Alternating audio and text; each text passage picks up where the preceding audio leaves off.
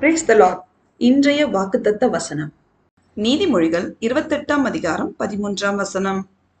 தன் பாவங்களை மறைக்கிறவன் வாழ்வடைய மாட்டான், அவைகளை அறிக்கை செய்து விட்டு விடுகிறவனோ இரக்கம் பெறுவான்.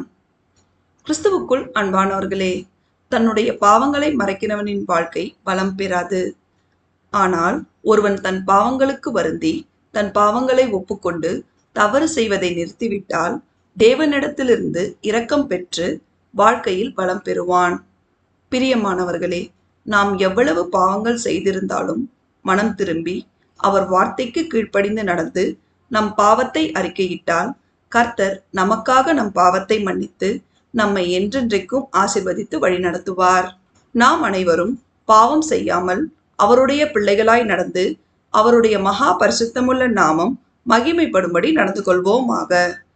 தேவன் நம் அனைவரையும் ஆசீர்வதிப்பாராக. ஆமேன்.